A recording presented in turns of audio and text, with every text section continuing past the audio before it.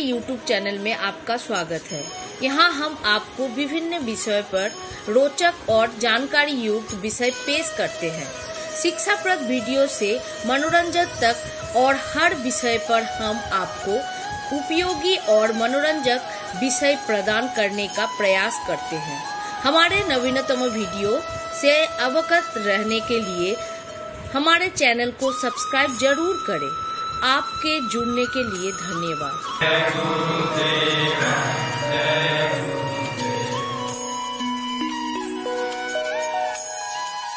संत कबीर के भजन का भजन है घूंघट के पथ खोल तो ही पिया मिलेंगे। वो जिन्हें प्राप्त करने के साथ इस जीवात्मा की प्यास सदा के लिए मिट जाती है, फिर कुछ भी प्राप्त करने की इच्छा नहीं रहती। उन परम प्रभु को तुम प्राप्त कर लोगे। केवल कपट का पर्दा खोलो। इस आशय का भजन है कबीर का। और भगवान के निवास, भगवान कृष्ण ने कहा अर्जुन, पहले तो अर्जुन ने से भगवान ने कुछ कहा ही नहीं। क्यों? अर्जुन में पात्रता नहीं थी। वो छोटी छोटी बात में झगड़ा कर रहा था। आरंभ से अर्जुन ने कहा, भगवान कुल मेरे रथ को दोनों सेनाओं के मध्य खड़ा करिए, जरा देख तो लूं मुझे किस किस के साथ युद्ध करना उचित है। भला गांडीवधारी दिव्य अस्त्रों की ज्ञाता अर्जुन का मुकाबला करने कौन चला आया? जहां देखा तो लगा कांपने। बोले, प्रभु मैं युद्ध नहीं करूंगा, ये तो मेरा परिवार खड़ा है। ऐसा युद्ध करने से सनातन धर्म नष्ट हो जाएगा। कुल धर्म सनातन है, जाति धर्माचे शाश्वत है। जाति धर्म नष्ट हो जाएगा और जाति शाश्वत धर्म है। वर्ण संकर पैदा हो जाएगा, कुल की स्त्रियां दूषित होंगी, पितर लोग गिर जाएंगे, पिंडोदक क्रिया लोप हो जाएगी।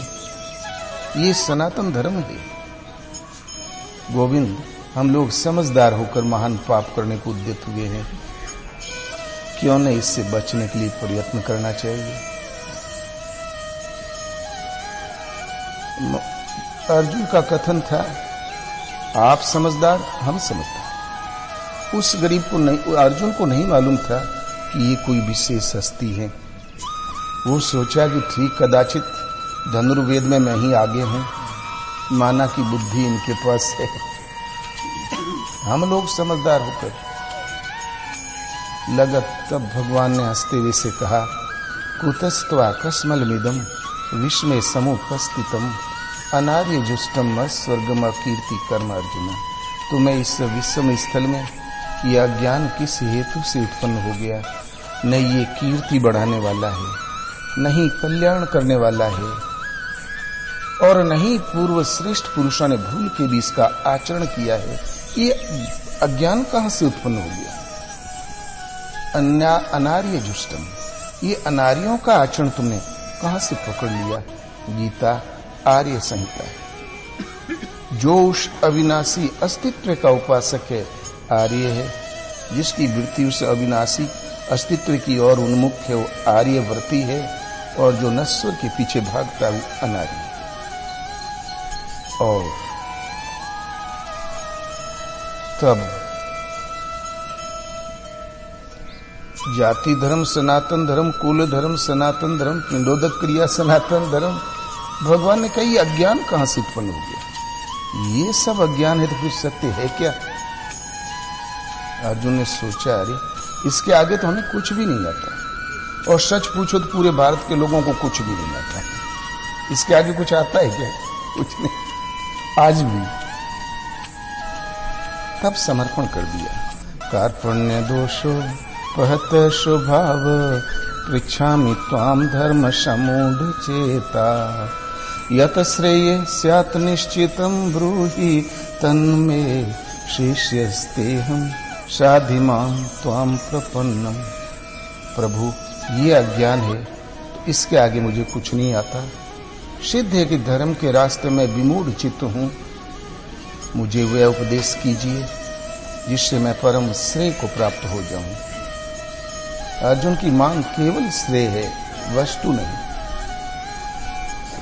और स्वर्ग और किंतु पृथ्वी में अकंटक धन धान्य संपन्न साम्राज्य और देवताओं के स्वामीपन इंद्र पद में भी मैं उस उपाय को नहीं देखता जो मेरे इंद्रियों के सुखाने वाले शोक को दूर कर सके, मन में स्थित क्षोभ को मिटा सके। इसके आगे कोई सत्य हो तो बताइए, वह उपदेश कीजिए, परम श्रेय को प्राप्त हो जाऊं। प्रभु, कदाचित लड़खड़ाऊं न चल सकूं तो मुझे साधिए, संभालिए, क्योंकि मैं आपका शिष्य। गीता गुरु शिष्य संवाद है। भगवान ने समझाना शुरू किया, अर्जुन ने प्रश्न करना शुरू किया। करीब करीब 24 प्रश्न किए। अंत में अर्जुन चुप हो। तब भगवान ने जो प्रश्न अर्जुन नहीं कर सकता था, उस भक्त के हैसियत के बाहर की वस्तु थी, वहां फिर भगवान ने स्वयं बताया। कहा, अर्जुन, जानते हो ईश्वर कहाँ रहता है? ईश्वरः सर्वभूतानां हृदयेऽर्जुन तिष्ठति, भ्राम्यान् सर्वभूतानि यंत्रारूढ़ानि माया। अर्जुन, ईश्वर संपूर्ण प्राणियों के हृदय देश में वास करता है। इतना समीप हृदय के अंदर, तब लोग देखते क्यों नहीं? माया रूपी यंत्र में आरूढ़ होकर भ्रमवश भटकते ही रहते हैं, भ्रमते ही रहते हैं, इसलिए नहीं जानते। जब ईश्वर हृदय में है तो हम शरण किसकी जाएं? अगले ही श्लोक में कहते हैं, तमेव शरणं गच्छ सर्वभावेन भारत तत्पश्चादात् परां शांति स्थानं प्राप्स्यसि शाश्वत। अर्जुन, उस हृदय स्थित ईश्वर की शरण जाओ, सर्वभावेन, संपूर्ण भावों से जाओ। थोड़ा भाव संकट मोचन, थोड़ा भाव कामाक्षा देवी, थोड़ा भाव पशुपतिनाथ, हम तो 12 आने लीक हो गए। हृदय स्थित ईश्वर के हिस्से में केवल 4 आने पड़े, कल्याण नहीं होगा। हमने समर्पण ही कब किया था? भगवान जानते हैं कि तू कितने % मुझसे जुड़ा है, इसलिए संपूर्ण भावों से, पूरे मनोयोग से उस हृदय स्थित ईश्वर की शरण जाओ। मान लो हमने सारी मान्यताएं तोड़ी, शरण चले गए, तो उससे लाभ क्या? कहते हैं, तत्पश्चादात् परां शांति, उसके कृपा प्रसाद से तुम परम शांति प्राप्त कर लोगे। इतना ही नहीं, स्थानम प्राप्स्यसि शाश्वतम, तुम उस स्थान को पा जाओगे जो शाश्वत है, तुम्हारा निवास स्थान रहेगा और तुम्हारा जीवन रहेगा। वो अविनाशी, तुम्हारा जीवन अविनाशी, और अनंत जीवन, शाश्वत शांति प्राप्त कर लोगे। तो गीता के अनुसार ईश्वर का निवास हृदय में, मानस के अनुसार ईश्वर का निवास हृदय में। भवानी शंकरो वंदे श्रद्धा विश्वास रूपिणो, याभ्याम बिना न पश्यन्ति सिद्धा शांता स्थमीश्वर। मैं उन भवानी और शंकर की वंदना करता हूं जो श्रद्धा और विश्वास के स्वरूप है। हमें वहां श्रद्धा स्थिर करनी है, विश्वास वहां स्थिर करना है। उनके बिना सिद्ध जन भी हृदय में स्थित ईश्वर को नहीं पहचान पाते, तो साधारण लोगों की कौन बात? जब सिद्ध कोटि में पहुंचे हुए भी थोड़ी सी दूरी रह गई, वो भी नहीं पकड़ पाते, नहीं पहचान पाते। शंकर, शंकारी से शंकर है, जो शंकाओं से अतीत महापुरुष हुए हैं, केवल्य पद प्राप्त सदगुरु हैं, उनका परिचय। तुलसी का ईश्वर हृदय में। वैदिक काल के हर महापुरुषों ने जब कभी इसे प्राप्त किया, विदित किया, तो हृदय दिशा। और महापुरुष यदि अनुभवी महापुरुष हो, भगवान के गाइडेंस में चलने वाला पथिक है, तो वो दूसरा कुछ कह ही नहीं सकता, क्योंकि भगवान एक, उनकी विभूतियां एक, उनकी स्थिति, वो एक से सवा कभी होता नहीं। रामन देखे आन, वो दूसरा हो ही नहीं सकता। इसलिए संत कबीर, अंगूठा छाप कबीर, लेकिन अनुभवी महापुरुष थे। उन्होंने भी जब भगवान को पाया तो हृदय में एक राम घट घट में लेटा, एक राम दशरथ कर बेटा, एक राम का सकल पसारा, एक राम सब जग से न्यारा। सृष्टि में कोई एक इकाई है तो राम, राम एक है। रहते कहाँ की घट घट में लेटा, सब घट मेरा साइया, सुनी से जन कोई, बलिहारी घट तासु की, जा घट पर घट हो। सब घट में, सब हृदय में मेरे साईं का निवास है। सुनी से जन कोई, एक भी हृदय का आसन सुना नहीं। तब तो सबको नमन करो, बोले ना। वो बलिहारी घट तासु की, जा घट प्रगट हो। मैं उस घट के ऊपर अपने आप को समर्पित करता हूँ जिस घट में वो प्रगट हो गई। जहाँ प्रगट हुए वो सदगुरु हैं, वो महापुरुष हैं, अर्थात घट में स्थित माँ वो प्रगट भी होते हैं। तो एक राम घट घट में लेटा, तो घट में लेटा होगा हमारे किस काम का, मिले कैसे? तो एक राम दशरथ कर बेटा, राम एक ही है, दशरथ का बेटा। दसों इंद्रियों की निरोधमयी प्रवृत्ति ही दशरथ है। राम नाम सब कोई कहे, दशरथ कहे न कोई, एक बार दशरथ कहे, कोटि यज्ञ फल होय। सब राम राम राम राम कहते हैं, दशरथ कोई कहता ही नहीं। एक बार दशरथ कह दे तो कोटि यज्ञ फल होय। इतना बड़ा मुनाफा, फिर भी दशरथ दशरथ कोई नहीं जपता, जपना भी नहीं चाहिए। कितना भी राम नाम जपो, पुण्य बढ़ेगा, पुरुषार्थ बढ़ेगा, लेकिन दसों इंद्रियों की निरोधमयी प्रवृत्ति दशरथ है। जहां दसों इंद्रियों के संयम के साथ जो नाम आता है तो सीधी भगवान से संबंध जुड़ जाता है। रथ की लगाम रथ ही के हाथ में होती है। इंद्रियां घोड़े हैं, शरीर एक रथ है, मन लगाम है। जब ये मन की लगाम हाथ में हो जाती, इतना संयत हो जाता है, तो फिर जिधर हम ले चले उधर चलेगा। जहां मन की लगाम हाथ में आई तो दशरथ, इस दसों इंद्रियों की निरोधमयी प्रवृत्ति दशरथ। विषयों में तो कभी निरोध होगा नहीं। जिन्हीं प्रतिलाभ लोभ अधिकारी, हर लाभ एक नवीन लोभ को जन्म देता है। आज हमारे थोड़ी परिस्थिति लड़खड़ा गई, शाम को 2 रोटी का ठिकाना नहीं। जब 2 रोटी मिलेंगी तो हम फूले नहीं समाएंगे, प्रभु ने सुनवाई कर ली। लेकिन जब वो स्रोत मिल गया, साइड मिल गई, गिरफ्त आ गई धंधे की, तो लाख, फिर करोड़, फिर 10 करोड़, फिर नींद हराम। क्या कभी पेट भरता है? योजना योजना योजना, इतने में ब्लड प्रेशर हाई। संसार में हर लोग नवीन, हर फायदा नवीन लोभ को जन्म देता है। जिन्हीं प्रतिलाभ लोभ अधिकारी। ये जब संयम होता है तो ईश्वर के चिंतन में, जहां दसों इंद्रियां सिमट के इष्टोन्मुख जिस क्षण प्रवाहित हुई तो प्रकट हो जाएगा भगवान। जो प्रसुप्त हृदय में उजागृत हो जाएगा, आपकी उंगली पकड़ के आपको ले चलेगा। तो एक राम दशरथ कर बेटा, अर्थात संयम करो, वो अवश्य मिलेगा।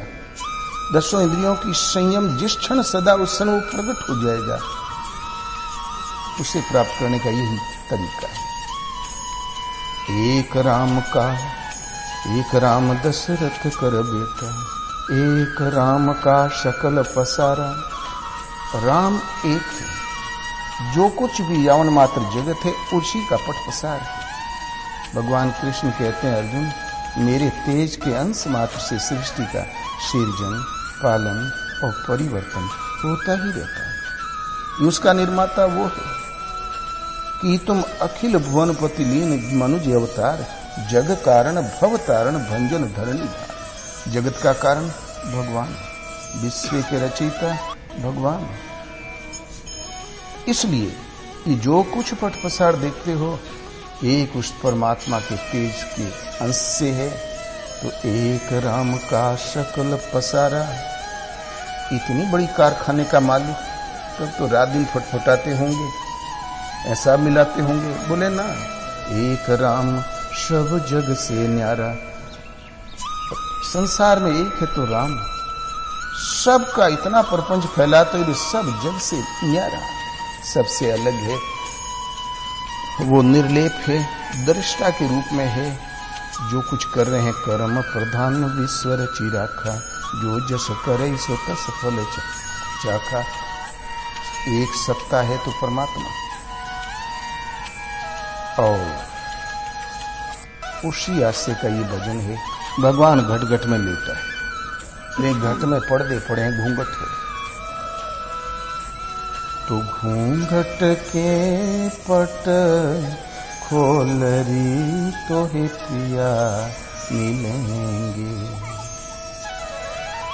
घट घट रमता घट घट रमता राम रमैया, घट घट रमता राम रमैया। कटुक बचन मत बोलरी तोहे पिया मिलेंगे, धन यौवन का गर्भन कीजे। धन है यौवन है तो हम गर्भ क्यों न करें, धन यौवन का गर्भन कीजे, झूठा पचरंग चोलरी तोहे पिया मिलेंगे। झूठा माने नश्वर, पंचभूतों से निर्मित एक खोल, खोल तो पुरानी हो जाएगी, फट भी जाएगी। घूंघट के पट खोलरी तोहे पिया मिलेंगे। सुने मंदिर दीप जला के, सुने मंदिर दीप जला के, आसन से मत डोलरी तोहे पिया मिलेंगे। योग जुगत सो रंग महल में, योग युगत सो रंग महल में, पिया पायो अनमोल री तोहे पिया मिलेंगे। घूंघट के पट खोलरी तोहे पिया मिलेंगे। कहत कबीर आनंद भयो है, कहत कबीर आनंद भयो है, अनहद बाजत ढोलरी तोहे पीव मिलेंगे। घूंघट के पट खोलरी तोहे पिया मिलेंगे। भजन आप स्त्री हो अथवा पुरुष, शरीर भजन कभी नहीं करता। इष्टोन्मुखी एक लगन जागृत हो जाती है, वो भजन करवा नहीं। अनादि काल से वैदिक काल की माता अनसुईया, माता मदालसा, जिससे पार लगा हो, सप्त ऋषि, सनकादि ऋषि, वशिष्ठ, विश्वामित्र, वाल्मीकि, जब कभी किसी से भजन पार लगा है तो इष्टोन्मुखी लगन जागृत हुई। तुलसी, सूर, कबीर, मीरा इत्यादि, उनके भजन का स्रोत है लगन की जागृति, इष्टोन्मुखी प्रवृत्ति। जहां वो वृत्ति जागृत होगी तो भजन करा लेगी। ये एक नारी संज्ञा है, इसलिए नारी कहकर संबोधित किया। भजन यही करेगी। शरीर तो एक साधन धाम, धाम माने निवास। आपको ये घर मिल गया जो ईश्वर प्राप्ति का एक उपाय। लगन लग भी जाती है, किंतु ये जन्मांतरों का अभ्यास है इस जीव को कुछ खुरापात उधेड़ बुन करना। निर्मल मन जन सो मोहि पावा, मोहि कपट छल छिद्र न भावा। निर्मल मन वाला जन ही मुझे प्राप्त करता है, मुझे कपट छल छद्म नहीं सुहाता, फिर भी इस जीव में एक ऐसी स्वभाव की रील पड़ी रहती है, अंतिम संस्कार नहीं मिट जाता तब तक पीछा करती है कि कुछ न कुछ छल छद्म उधेड़ बुन कर ले। ये पर्दा है। घूंघट माने पर्दा, घूंघट माने आवरण। महासती, शिव और सती, सती ने भी कपट कर लिया। परम पावन अवस्था में थी वो। वनवास काल में भोलेनाथ जंगल में भ्रमण कर रहे थे, सती साथ में थी। इतने में भगवान राम पर दृष्टि पड़ गई, तो असमय जान के पहचान नहीं किया, लेकिन जय सच्चिदानंद परधामा, सच्चिदानंद परम धाम कह के संबोधित किया शिव ने और प्रेम में मग्न हो गए। तो सती को बड़ी चिंता हुई। शंकर जगत बंध्य जगदीशा, सुर नर मुनि सब नावई सीसा, तीन निरपशुत कीन परनामा। उन्होंने एक साधारण राजा के लड़के को प्रणाम कर लिया। कहा तो कुछ नहीं, लेकिन उधेड़ बुन में लगी थी। भोलेनाथ ने कहा, सती तुम्हें इस प्रकार की शंका नहीं करनी चाहिए। बोले नहीं भगवान, है तो राजा का लड़का ही। बोले जाके परीक्षा ले लो। तपाक से गई। बोले हाय सीते, हाय मृगलोचनी, रट लगाए हैं। तुरंत सीता का रूप धारण किया, आगे बढ़ी। लक्ष्मण ने पहचान लिया। लक्ष्मण देखे उमा कृत देखा, उमा को सती का भेष बनाए देखा। बोले बवाल क्या है प्रभु, तो जानते ही मैं क्यों बोलूं। भगवान की दृष्टि पड़ी तो सादर साष्टांग दंडवत किया। बोले मातेश्वरी, अकेली आप वन में क्यों भ्रमण कर रही हैं? वृषकेतु कहाँ है? तब संकोच में पड़ गई। बोले अरे ये तो सचमुच भगवान है क्या? लौट गई, कुछ बोली ही नहीं। भगवान ने देखा कि सती ने कुछ कष्ट पाया है, थोड़ी सी महिमा दिखा दिया। सती ने जिस रास्ते जा रही तो आगे राम लक्ष्मण सीता आ रहे थे। बोले इनसे मुंह बचाओ। दूसरी तरफ घूमी तो उधर भी आ रहे थे, पूर्व पश्चिम उत्तर दक्षिण उधर भी आ रहे थे। आंख मूंद के बैठ गई तो हृदय में देखा कि वहां भी है। फिर उसने देखा अगणित विष्णु, शिव, ब्रह्मा, सरस्वती, उमा, असंख्य लोकांतर, सब कुछ भिन्न भिन्न अवस्था में देखा। लेकिन राम ने देखे आन वो दूसरे प्रकार के नहीं, क्योंकि प्रभु ही एक ऐसी सत्ता जो अपरिवर्तनशील। फिर अब खत्म सीन पर अब आई तो सोचे ओहो, हमने महान भूल की जो शिव का कहना नहीं माना। अब मैं क्या उत्तर दूंगी? इतने में भोलेनाथ ने पूछ ही लिया।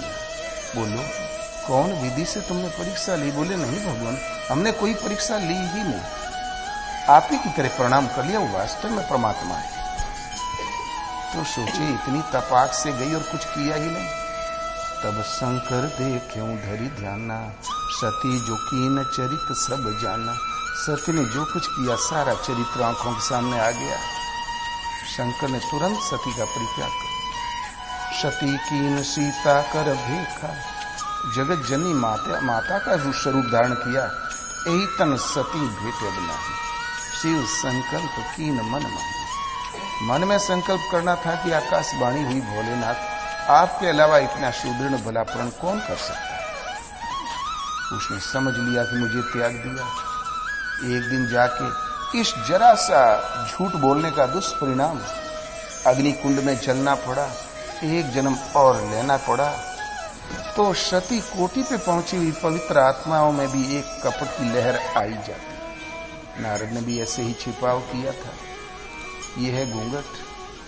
पूज्य महाराज जी कहें जो हृदय में हो जबान पर हो, हृदय में कुछ और जबान पर कुछ और, वो साधक कभी कामयाब नहीं होता। ये घूंघट है। इसी आशय का ये भजन है।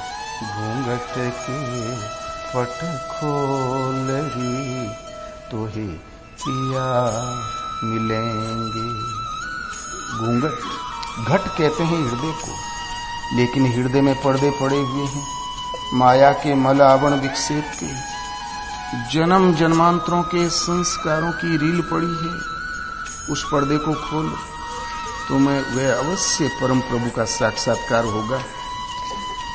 संत कबीर ने अपने आराध्य देव को स्वामी, पिया, प्रियतम, पति कहकर संबोधित किया। क्यों? जिन्हें प्राप्त कर लेने के पश्चात शेष जीव आत्मा की सदा सदा के लिए प्यास मिट जाती है, कुछ भी पाने की इच्छा नहीं होती। उसके साथ ही जेहि जाने जग जाई हराई, जगत तो खो ही जाता था, मांगने लायक कुछ बचा ही नहीं। ईश्वरी बचा तो भला आगे सत्ता है ही नहीं, ढूंढेगा क्या? फिर यह आत्मा पूर्ण तृप्त, पूर्ण स्थिति वाली हो जाती है, जीव की प्यास मिट जाती, इसलिए प्रिया कहकर संबोधित किया। साई माने माधु होता ही है, दूसरा होता है प्रियतम, प्रिय उत्तम से प्रियतम। उन प्रभु से एक बार संबंध जुड़ गया तो फिर कभी विच्छोह नहीं होता। ईश्वर पथ में बीज का नाश नहीं है। स्वल्प अभ्यास भी अर्जुन महान जन्म मृत्यु के भय से उद्धार करने वाला होता है। स्वल्प अभ्यास 2 कदम इस जन्म में हमने रख दिए, साधना समझकर गीतोक्त, और 2 कदम चलते बन गया। श्वास के रहते रहते अगले जन्म में तीसरा ही चरण रखोगे, 2-4 जन्म के अंतराल से वहीं पहुंच जाओगे जिसका नाम परम गति परम धाम है। जिनसे संबंध जुड़ जाने के पश्चात फिर उसका कभी विच्छेद नहीं होता, कल्याण कर ही के दम लेता है। इसलिए प्रिय उत्तम से प्रियतम, प्रीति का सर्वोपरि माध्यम। संसार में तो प्रेम और विच्छेद होता ही रहता है, ये वो कभी नहीं छूटता। प्रीति का सर्वोपरि माध्यम। ईश्वर प्राप्ति में यही एक सार है। टेक सुदृढ़, संयम सुदृढ़, भगवान से श्रद्धा की डोरी फिर लो लग जाए। पति, पत कहते हैं इज्जत को, मर्यादा को। मेरी पत राखो गिरधारी, भगवान मेरी पत को रख ले।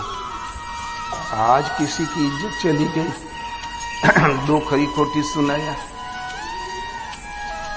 चेहरा लटक गया, 2 झापड़ लगा दिया तो दुगनी हो गई। शादी विवाह में रोज झंझट होती रहती है। किसी गरीब ने कहा बुलेट देंगे और नहीं दे सका, समधी साहब की गर्दन लटक गई, इज्जत हल्की हो गई। बारात को क्या, उनका तो भव्य स्वागत हुआ, और कहीं मारुति पकड़ा दिया तो चौगनी हो गई। और जहां आयु के दिन पूरे हो गए, शरीर छूट गया तो यहां की इज्जत यहीं धरी रह गई। सोईपुर पाटन बहुरी ने देखा आई, लौट के वो अपनी अर्जित समृद्धि और सुत नाती नतेरुआ लौट के कोई नहीं देखता।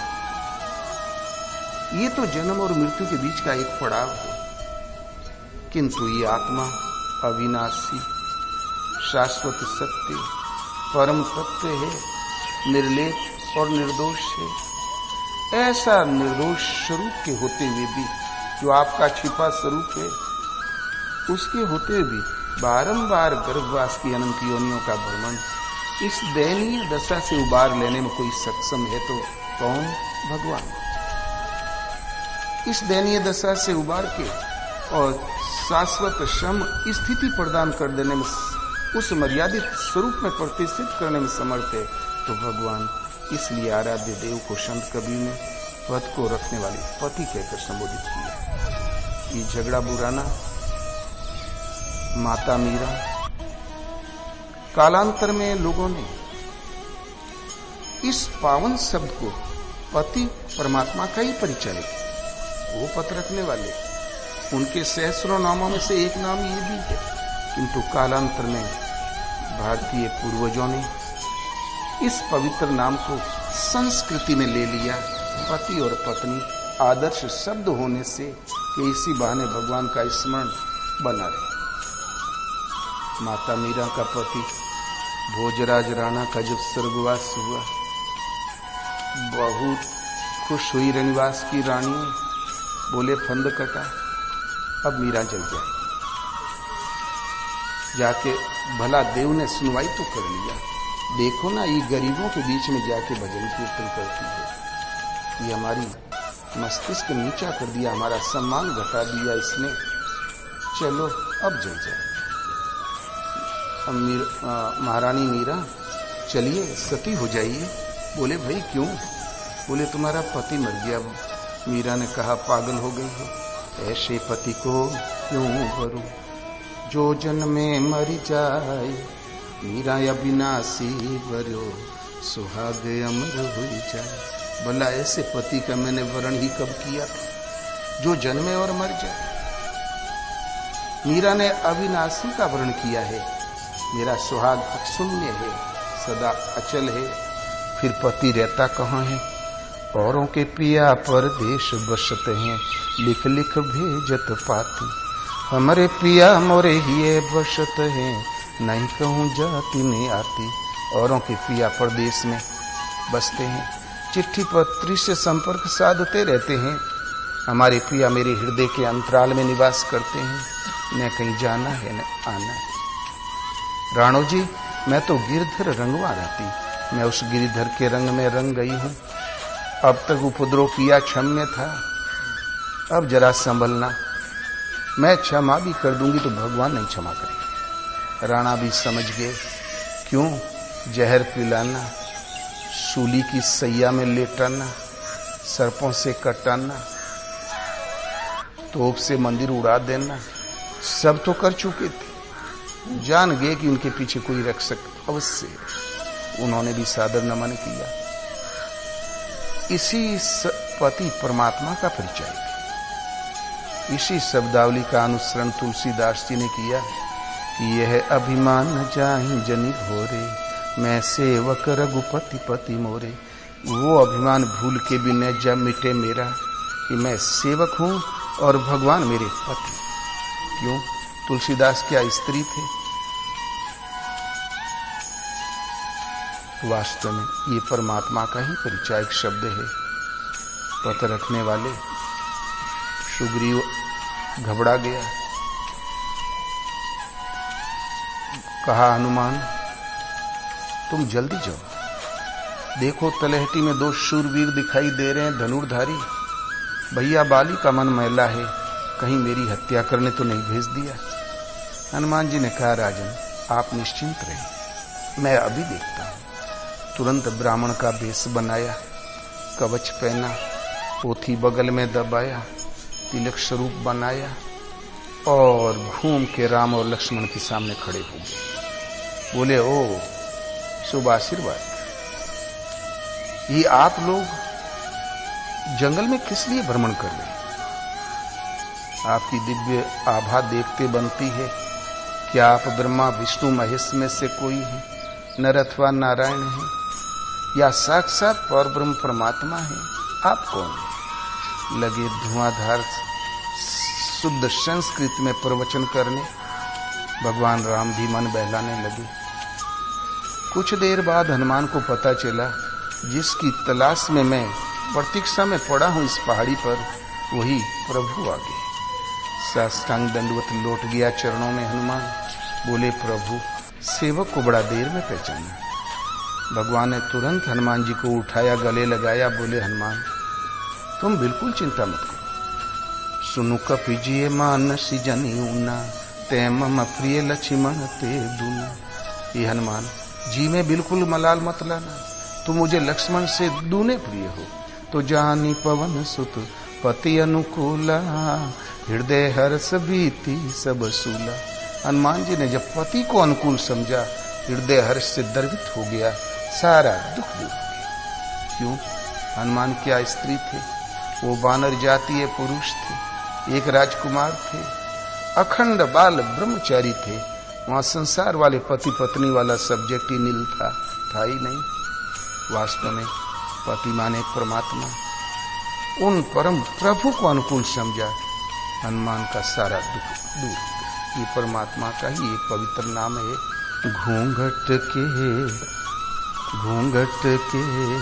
पट खोल रे, तोहे वो मिलेंगे।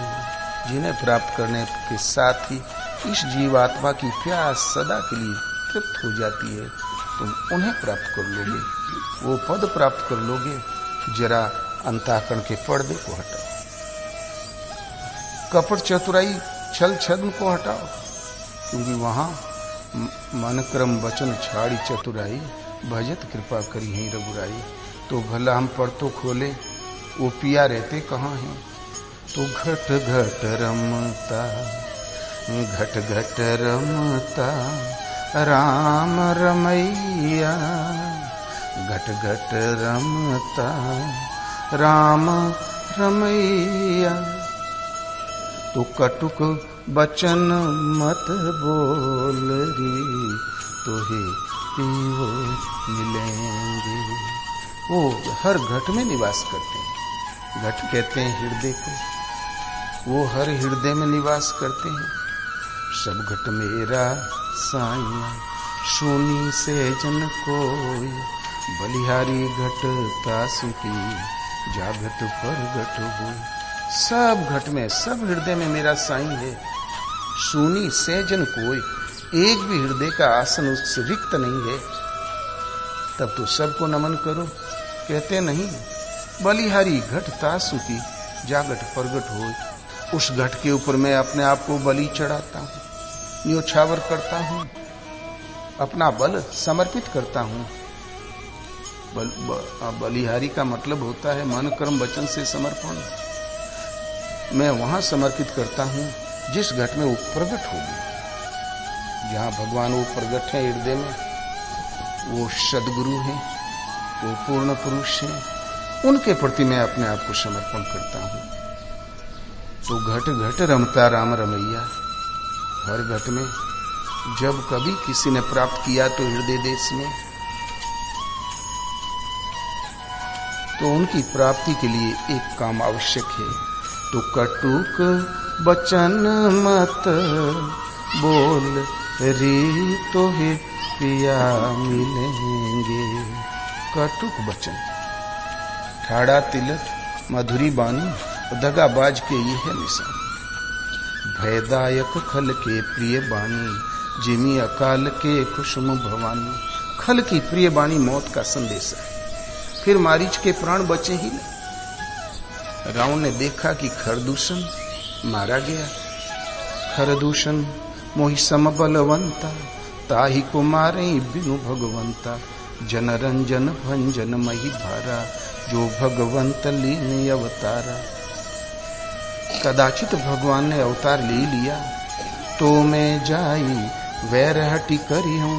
प्रभु सर प्राण तजे भवतरी हूँ। कोई है भजनन तामस देहा, मन क्रम वचन मंत्र दृढ़ेहा। भयदायक खल के प्रिय बाणी, खल की प्रिय बाणी बड़ा भयप्रद होती है, मौत का संदेशा है। मारीच ने कुछ समझाया तो उठा लिया तलवार, बोले दुष्ट, बता मेरे समान बलशाली कौन है, चलता है कि मारूं? आखिर मारीच के प्राण नहीं बचे। खल भी प्रिय बोलते हैं, लेकिन कार्य सलटाने के लिए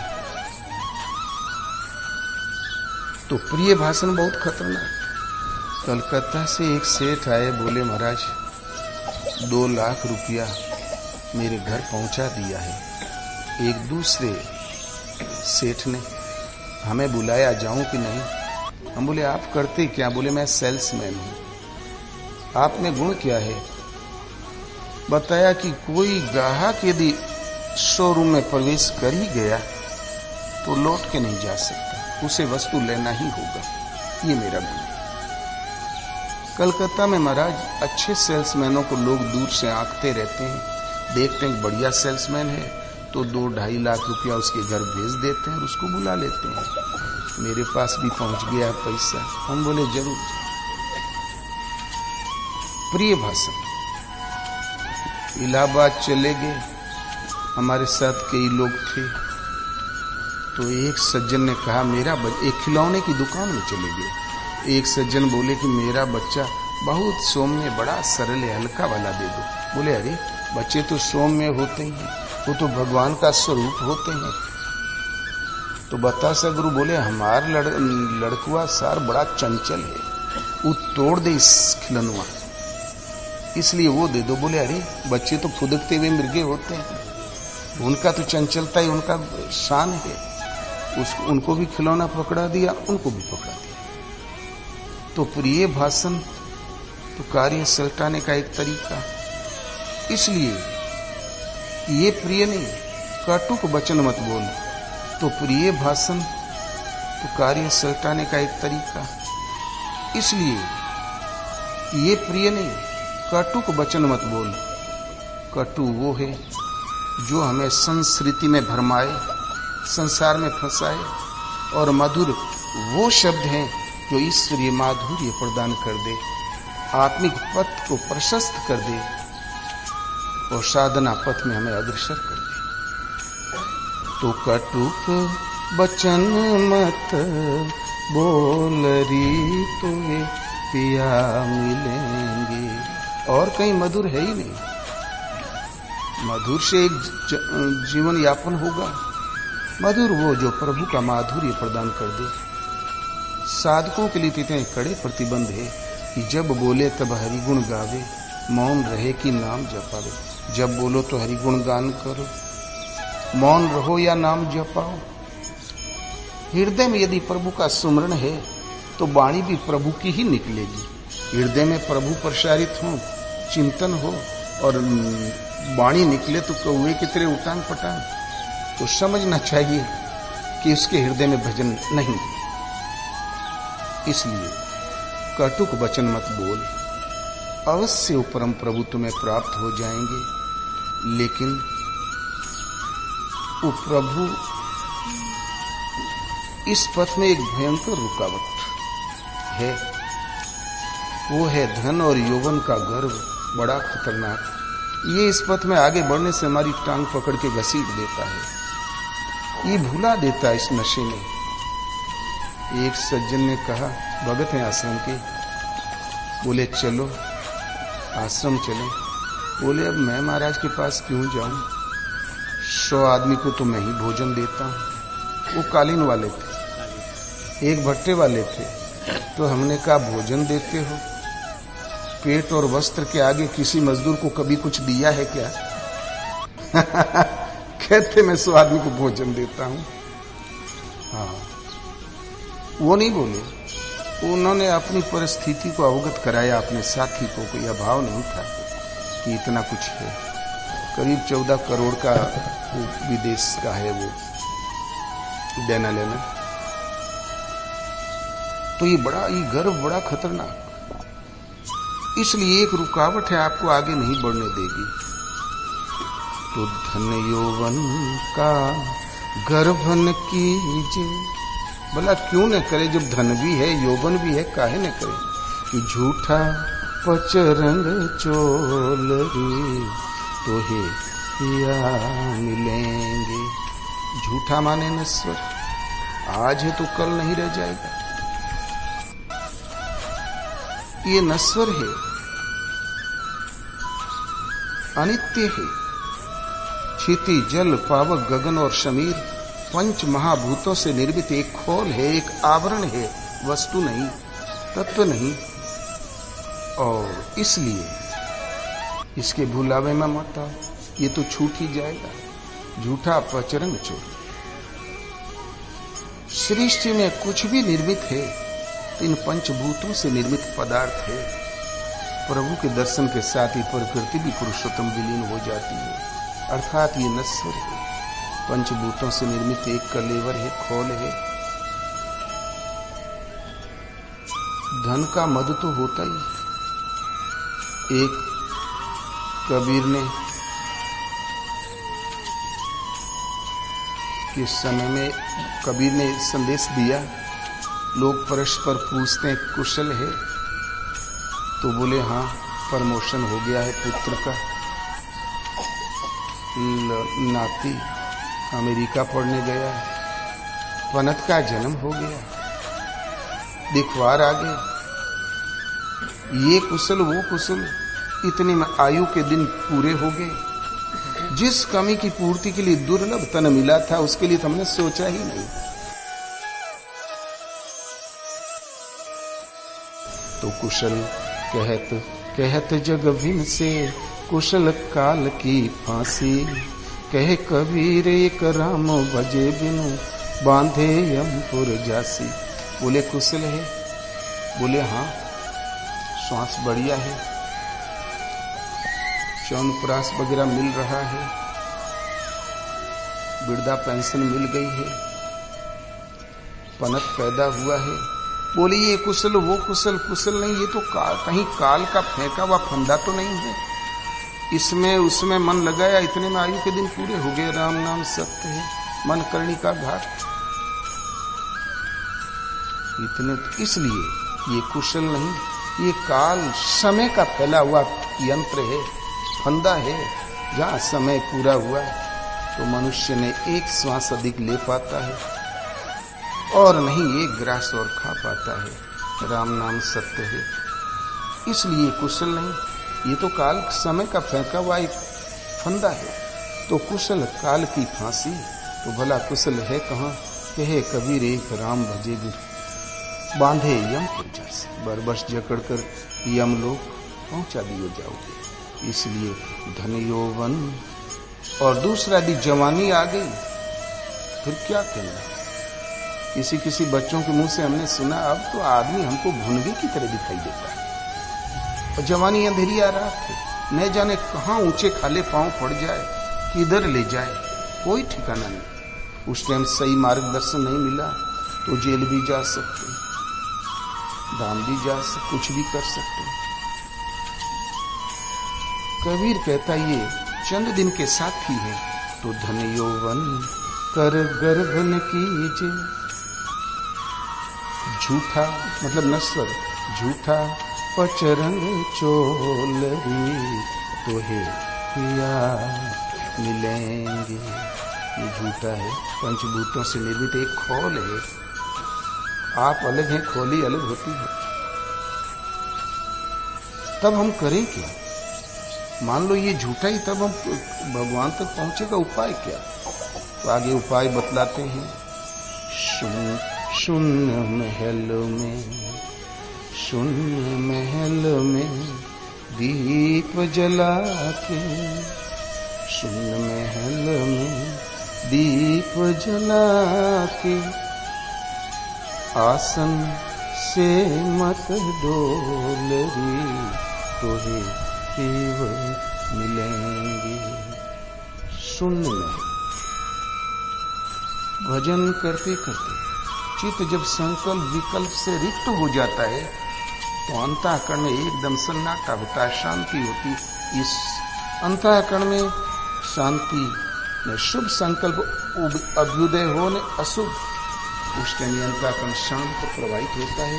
शून्य में जहां अंतःकरण में भले और बुरे संकल्पों की रील थमी तो दीप जला के तात भक्ति मन बस जाके दुख लवलेसन सपने ताके। उस वक्त भी भक्ति माने अलगोजी, भक्ति माने जुड़ना, भगवान से जुड़ जाता है। सूरत भक्ति रूपी मणि चाबी प्राप्त हो जाती है। भक्ति की चाल है नाम पर, तो राम नाम मणि दीप धरु चीह दे हरि द्वार, तुलसी भीतर बाहिर जो चाह से उजियार।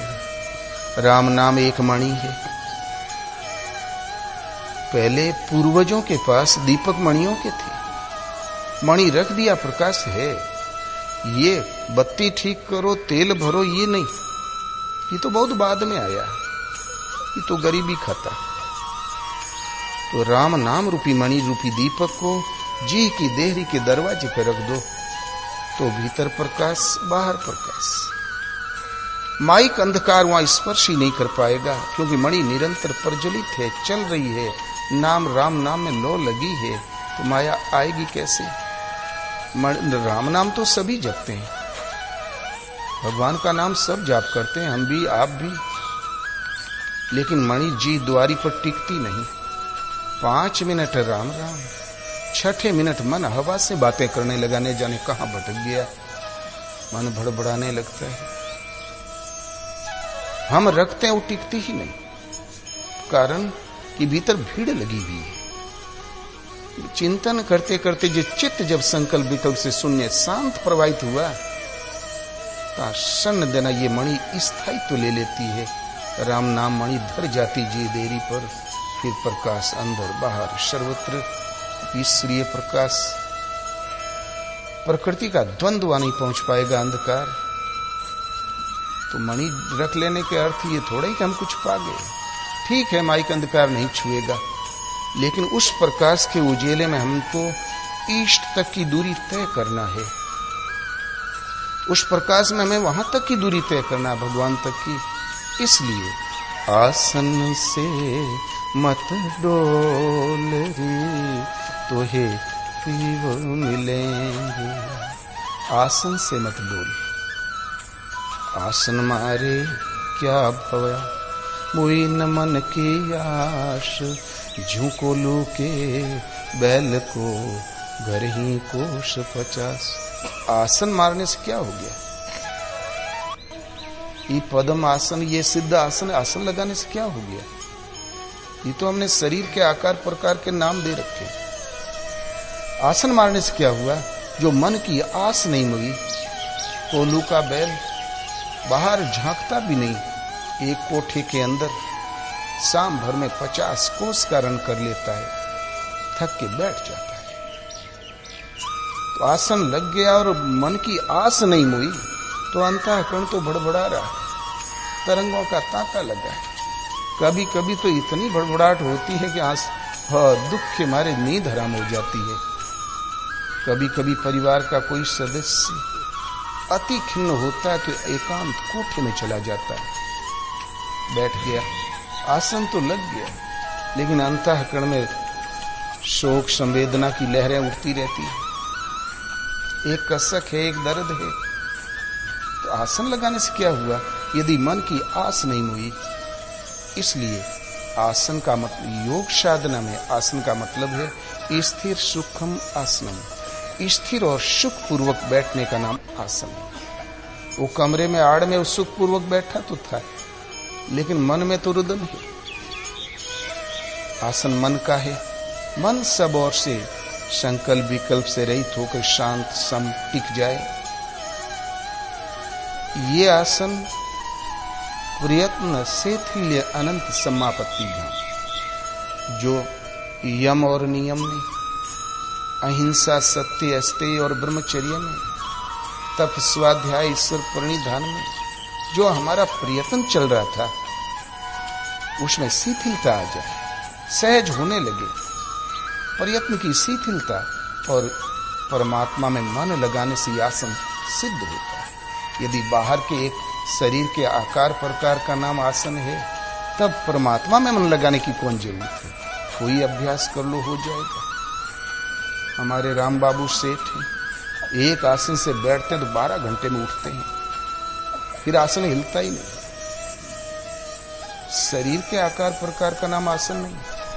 सृष्टि में पूर्वजों में, पूर्व ऐसे महापुरुष में जो अष्टावक्र, 8 अंगों के टेढ़े, महाराजा जनक के गुरु, उस युग के सर्वोपरि महापुरुष, उनका कभी आसन शरीर का लगा ही नहीं।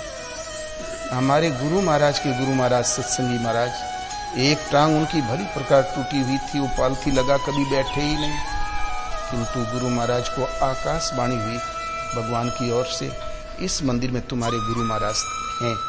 वास्तव में वो महापुरुष थे। तो आसन का अर्थ होता है मन सब ओर से संकल्प विकल्प से रहित होकर शांत सम टिकने लगे, ये स्थायित्व ले ले। ये अनंत प्रभु में मन लगाने से, और जो यम नियम में जो प्रयत्न चल रहा है उसमें शिथिलता आ जाने पर ही सिद्ध होता है आसन। इसलिए आसन जहां शून्य में है, भजन इतना उन्नत हुआ कि चित्त संकल्प विकल्प रहित शांत प्रवाहित हो चला, तब हृदय शून्य है, शून्य महल। हृदय जब शांत प्रवाहित हुई वृत्ति, तो दीप जला के राम नाम रूपी मणि दीप प्रज्वलित हो गया।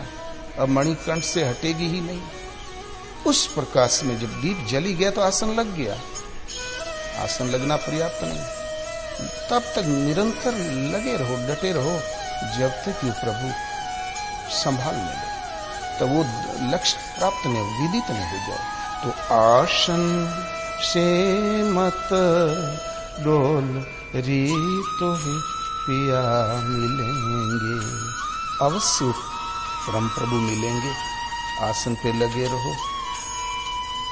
जोग जुगत सुन, आगे कहते हैं इसका सदपरिणाम क्या हुआ। जोग जुगत सुन रंग महल में पिया पायो अनम मोल री तो ही पिया मिलेंगे। योग एक युक्ति है, योग एक कला है। उस योग युक्ति के सहारे जोग जुगत सो रंग महल में, पहले था शून्य महल। चित्तवृत्ति जब संकल्प विकल्प से रहित शांत प्रवाहित हुई तो शून्य महल, वहां सन्नाटा, भीड़ खत्म। तब तो दीप जल गया, राम नाम मणि स्थायित्व मणि प्रज्वलित हो गई। और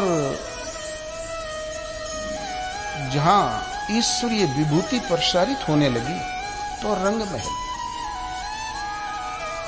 सब रंग कच्चा, सांवरिया रंग पक्का, एक रंग शुद्ध विशुद्ध रंग है जो कभी न अपरिवर्तनशील है, तो सांवरिया रंग परम प्रभु का रंग। रंग भूमि जब सिंह पगुधारी, देखी रूप मोहे नर नारी। रंग भूमि जहां प्रभु की विभूतियां उतरने लगी, जहां दीप जला, आसन में स्थायित्व आया, तो विभूतियां अवतरित होने लगी, प्रभु का रंग वर्षने लगा। तब ये रंग में वृत्ति शांत हुई, सुन, और प्रभु की विभूतियां प्रसारित होने लगी तो रंग। कबीर ने इस प्रभु के स्वरूप को एक रंग की संज्ञा दी कि लाली मेरे लाल की, जित देखो तित लाल। और लाली देखन में गई, मैं भी हो गई लाल। परमात्मा एक लाली है, एक आभा है। लाली मेरे लाल की, जित देखो तित लाल, जहां भी दृष्टि पड़ी वो लाल। ये एक चिंतन पथ की अवस्था विशेष है। उस अवस्था से कबीर गुजरा तो जित देखो तित लाल। स्वर्ग नरक अपवर्ग समाना, जाता देख धरे धनुबाना।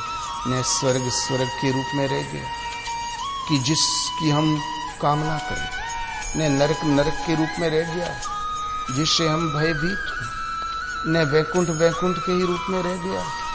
जित देखो तित लाल, जहां देखा तो प्रभु की लाली ही प्रसारित दिखाई पड़ी, प्रभु का वो पक्का व शाश्वत रंग ही दिखाई पड़ा, उनकी विभूति का प्रसारण दिखाई पड़ा। और लाली देखन में गई, मैं भी हो गई लाल। जहां लाली का स्पर्श हमने किया तो हम भी लाली हो गए, हम खो गए, वो प्रभु ही शेष बच रहा। जानत तुम ही होई जाई, उन्हें जानकर वही हो गया। देख तो मैं गया तो मैं भी हो गई लाल।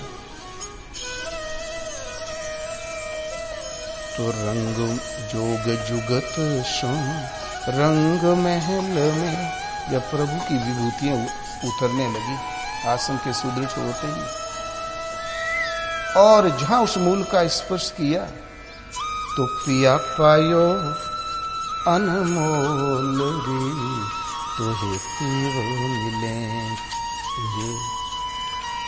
जहां स्पर्श किया तो पिया मिल गए। पहले विभूतियां उतरती वो अवगत कराते हैं अपनी स्थिति से, और जहां स्पर्श किया तो पिया मिल गए, जिन्हें प्राप्त कर लेने के साथ ही इस जीवात्मा की सदा सदा के लिए प्यास मिट जाती है, तृप्त हो जाती, कुछ भी प्राप्त करने की इच्छा नहीं होती, जिसका कोई मूल्य नहीं, वो अनुकंपा से मिलते हैं। पिया पायो अनमोल, उसके समान कुछ है ही नहीं। भरत खिन्न थे, बाल उलझे हुए थे, शरीर कृश था, आंखों में अश्रु थे, बैठे देखी कुशासन, जटा मुकुट कृश गात, राम राम रघुपति जपत, सर्वत नयन जल जात। आंखों में आंसू, कंठ पर नाम, हृदय में राम, ये अति दुर्बल खिन्न। हनुमान पहुंच गए, देखा हनुमान ने ये दशा भरत की, तो देखत हनुमान यति हर्ष, पुलक शरीर नयन जल वर्ष। शरीर रोमांचित हो गया। प्रेमाश्रु छलकाए हनुमान जी के, मन महु बहुत भांति सुख मानी, बोले श्रवण सुधा समबानी। बहुत प्रकार से सुख माना, अमृत के समान बोली बोले कि जासु विरह सोचहु दिन राति, रटहु निरंतर गुण गण पाती। रघुकुल तिलक सुजन सुख दाता, आयऊ कुशल देव मुनि त्राता। जिसके विषय में रात दिन भूलते रहते हो, गुणों की पंक्ति रटते रहते हो, वो प्रभु आगे। शत्रु को रण में जीता, सीता अनुज सहित सह कुशल प्रभु आगे। इतना सुनना था कि प्रभु आगे। सुनत वचन विसरे सब दुखा, त्रिखावंत जिनि पाय पीऊखा। इतना सुनते ही भरत का सारा दुख दूर हो गया। एक गिलास पानी का प्यासा था, अमृत पा गया और तुरंत उछल के खड़े हो गए और बोले हनुमान, एहि संदेश सरिस जग माही, खोजी रहे लोक तिहु नाही, नाही न तात उऋण में तोही, अब प्रभु चरित सुनावऊं मोही। हनुमान, इस संदेश के समान कुछ है ही नहीं, मैं क्या दे के उऋण हो जाऊं, इसका कोई मूल्य ही नहीं। मूल्य चुकाऊं ऐसा सृष्टि में कुछ भी नहीं है।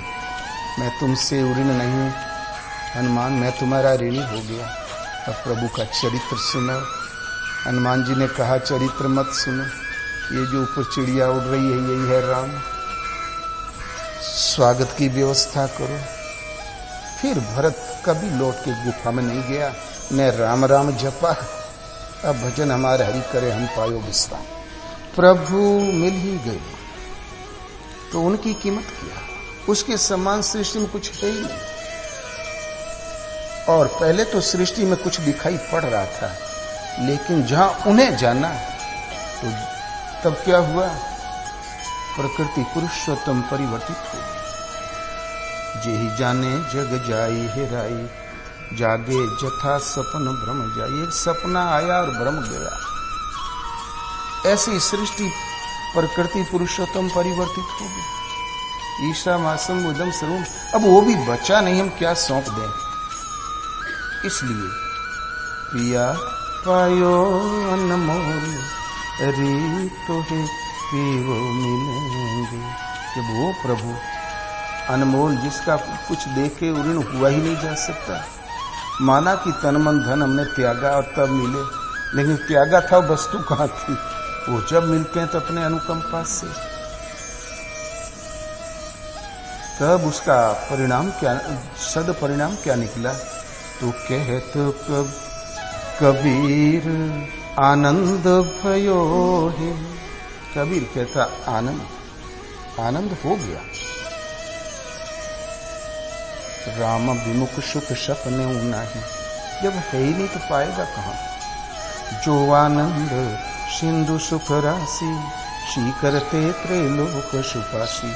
जो आनंद के समुद्र है, सहज सुख की राशि है, जब वो अमूल्य परम प्रिया उतर ही आए, मिल गए, आनंद हुआ। अन्य सृष्टि में तो कहीं आनंद होता ही। तो कहत कबीर आनंद भयो,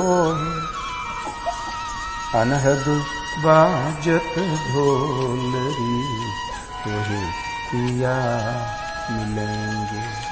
अनहद बाजे ढोल, हद कहते हैं सीमा को, अनहद कहते हैं असीम को।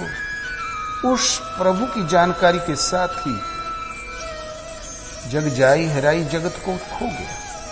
प्रकृति नश्वर, ये भी विलीन हो गई।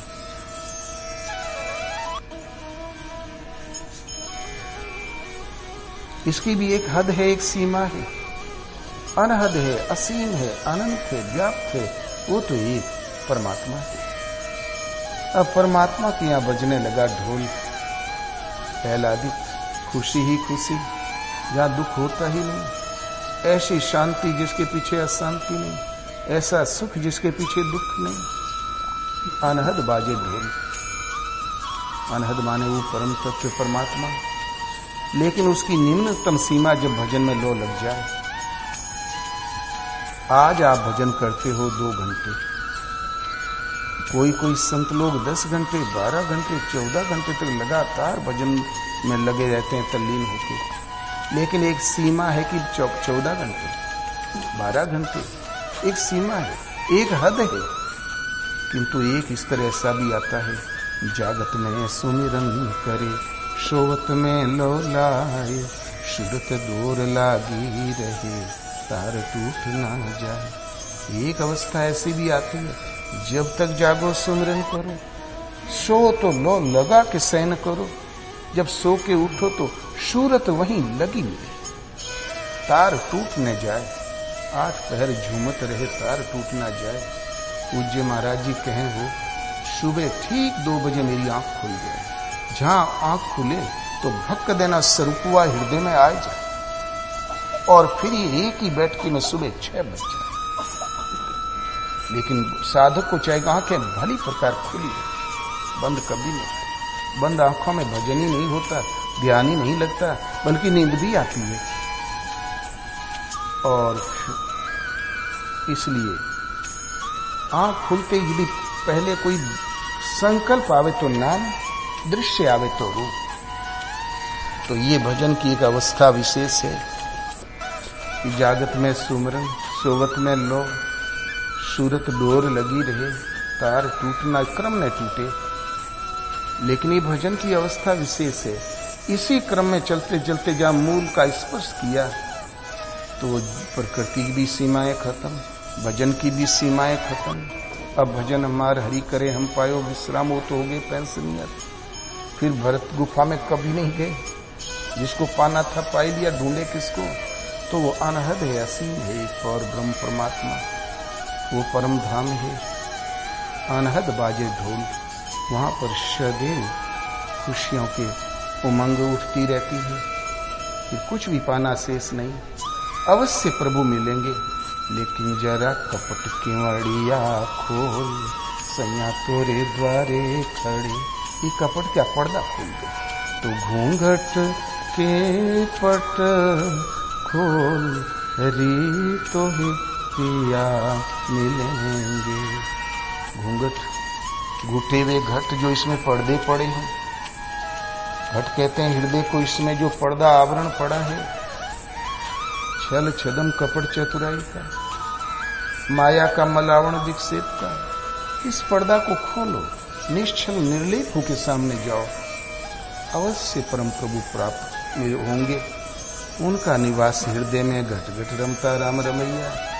जरा भाषा भी बदलो, कटुक वचन मत बोल, वो वचन बोलो जो ईश्वरीय माधुर्य प्रदान करे और इस जीव को आवागमन की खानी में फेंक दे, कड़वाहट में पैदा, वो वचन बोलो। रास्ते में रुकावट है धन और यौवन, ये क्षणिक बदली के घाम की तरह आया और गया। इसके भुलावे में मत आना, छलावे में मत आना। ये पंचभूतों से निर्मित एक चोला है, एक आवरण है। आज है तो कल पुराना हो जाएगा। चित्तवृत्ति को शांत करो, हृदय में नाम राम मणि को स्थायित्व दो, जलाओ। जब मणि जलेगी, नाम में लो लगेगी तो आसन स्थिर हुआ मन का, इसे मत डोलो जब तक कि मिल न जाए। योग युक्ति से यम नियम आसन प्राणायाम प्रत्याहार धारणा ध्यान समाधि जो योग के अंग हैं, प्रत्यंग है, इनकी सारी युक्ति को जा समझो, इनकी बारीकियों को देखो। योग युक्ति से जहां योग की योगारूढ़ अवस्था कालम पहुंचे तो पिया पाओ।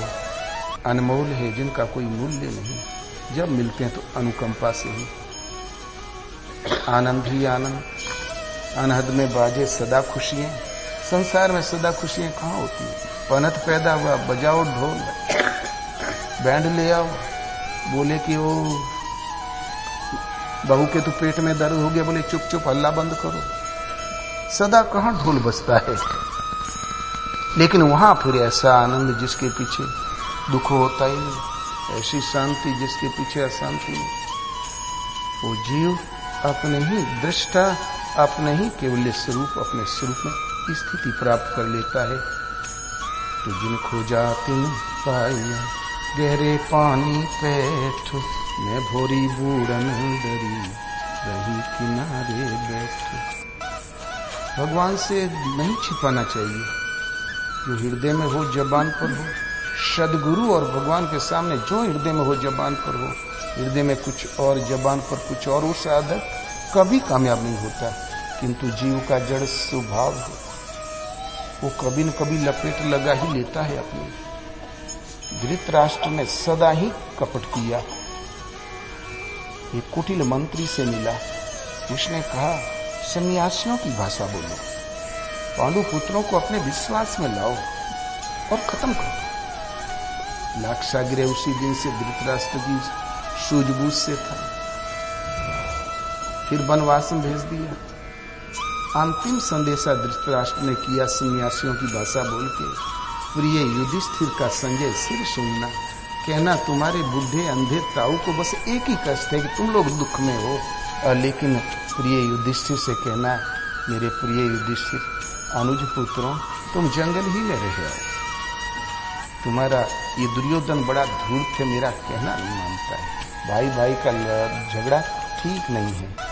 तो युधिष्ठिर तो मान ही गए थे। भगवान कृष्ण बोले, राजन छात्र धर्म क्या कहता है? तुम केवल युधिष्ठिर के अनुज पुत्री नहीं हो, तुम क्षत्रिय हो, तुम राजा हो। राजधर्म क्या कहता है? छात्र धर्म का पालन करो। तब बोले कि पिताजी से चरण स्पर्श करना, कहना आपके प्रति पूर्ण श्रद्धा होते भी मैं क्षत्रिय धर्म का पालन करूंगा। युद्ध हुआ, दुर्योधन की जांघें टूट गई। अब वो अंधेरा कुड़ रहा था भीतर ही भीतर। इतने में पहुंच गए भगवान कृष्ण पांचों भाइयों को लेके। तब पूछा, केशव यहाँ कौन कौन खड़े हैं? किसकी विजय हुई? बोले, राजन आपका आशीर्वाद जिनके साथ था उनकी विजय हुई।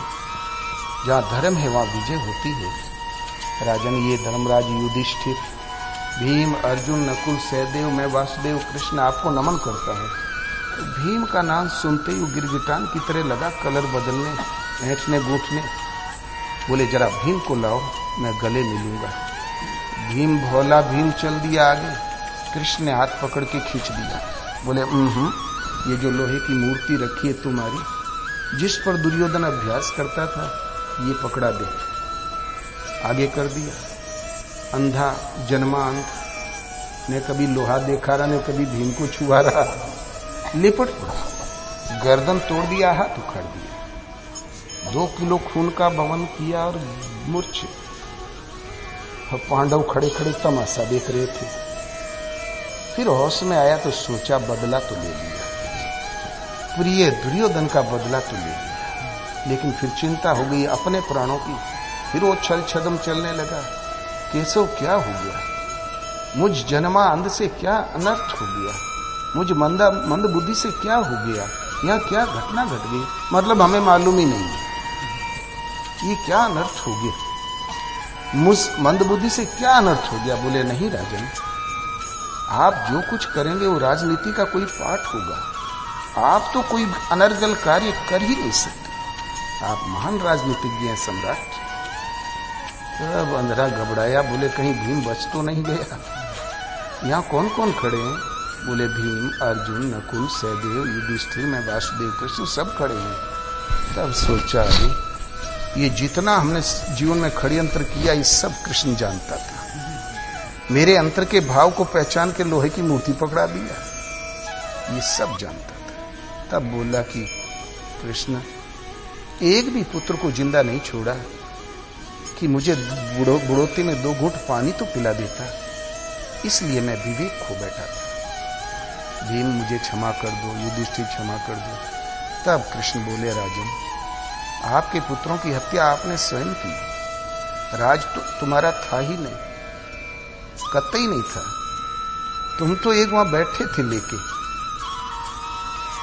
किंतु अपने इन पुत्र मोह में पड़ के आपने लक्षागृह में आप हैं, द्रौपदी चीरहरण में आप हैं, जुए में आप हैं, भीम को जहर में आप हैं, सब जगह आपका षड्यंत्र रहा। और जितना तुम आंख का अंधा है उतना हृदय का काला है। लेकिन सत्य की विजय होती है राजन, समझ गया। तो जीव का स्वभाव है छिपाना।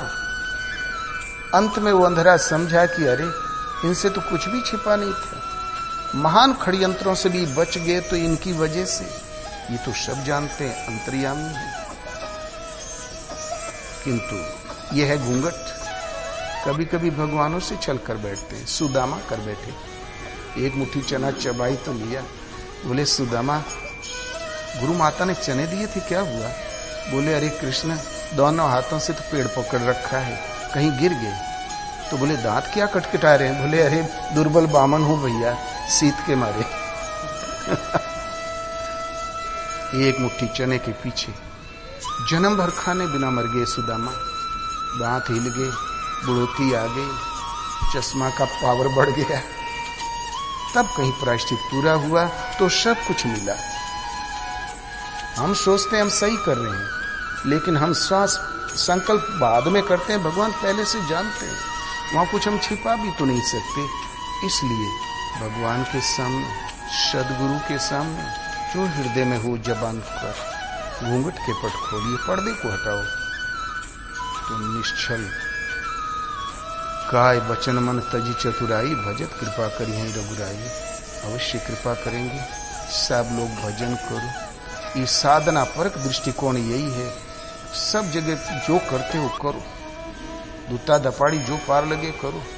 पाप करते हो तो एक फैक्ट्री और खोल लो, किंतु चिंतन पथ में जो हृदय में हो जबान पर, निश्चल निष्पर्ध होके दिगंबर होके सामने आओ। दिशाएं ही अंबर हो और कोई पर्दा बीच में नहीं, क्योंकि वो लाख पर्दा करो तो पहले ही से जानते हैं। अवश्य प्रभु प्राप्त होंगे। गोपियां तालाब में अवगाहन कर रही थी, कृष्ण चीर लेके कदम पर बजाया बांसुरी तो बोले अरे कन्हैया तो यहाँ है, कपड़े कहाँ गए? कन्हैया कपड़ा दे दो। बोले आओ ले लो। बोले कैसे आवे, हम लोग तो एकदम निर्वस्त्र हैं। तो बोले गई कैसे थी? तो बोले तब यहाँ कोई था नहीं। बोले पागल हो गई हो? तुम्हारे हृदय में आत्मा हूँ, जल में मैं वरुण हूँ, आकाश में मैं हूँ, पृथ्वी में मैं हूँ। भला मैं कहाँ नहीं था? तुम्हारे अंतःकरण में मन का प्रवाह हूँ, इंद्रियों में मन में हूँ। निश्चल होके सामने आ गई। भगवान ने वस्त्र दे दिया। तो गोपिया मतलब होती, गो माने इंद्रिय। इंद्रिय उदंड है, विकृत है, तो गो है, इनकी रक्षा करो, इन्हें चराओ। विवेक वैराग्य सम दम श्रद्धा समर्पण से ये संयत होती है। लेकिन और काम क्रोध राग द्वेष के द्वारा विकृत होती है। और जब इंद्रियां इष्टोन्मुखी प्रवाहित हो जाती है, त्याग रूपी तालाब में अवगाहन करने लगती है, तो वो काया ही कदम है, उसमें भगवान अवतरित हो जाते हैं, उभराते हैं और वो वस्त्र देते हैं जो दिव्य है। फिर ये जीवात्मा कभी निर्वस्त्र नहीं होगा। आज मनुष्य तन पाए तो वस्त्र पहने हो, और कल वो जोनी मिल गई बैलन वाली, तब कौन सा वस्त्र पैंट पहनोगे? फिर ये आत्मा कभी निर्वस्त्र नहीं होगी, कृष्णमय हो जाएगी। इसलिए वो वस्त्र मिल जाएगा, दिव्य वस्त्र। वस्त्र चित ही चीर है, चित में वो आभा उभर आएगी जो सीधा भगवान का ही एक आभा रहेगी, इसमें दूसरा कुछ नहीं।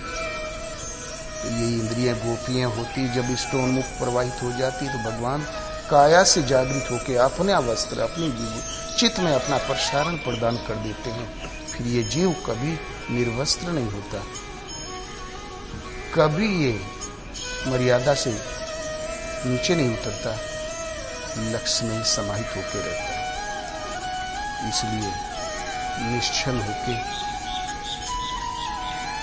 चिंतन करो। बाहर जो पाप की फैक्ट्री खोलोगे, प्रभु हृदय स्वजन जब जागृत होगा तो पुराना पाप भी जल जाएगा और नई फैक्ट्री भी स्वाहा। और आज हम ई मत कर, पाप मत कर, पुण्य मत कर, और भजन है ही नहीं जागृत, तो क्या होगा? ये लोग क्या था? लाइन पकड़ो।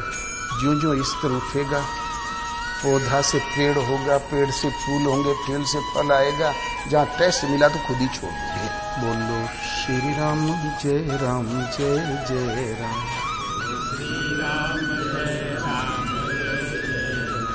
ओम जय सिया राम जय जय सिया राम, बोलो बोलो श्री गुरुदेव भगवान की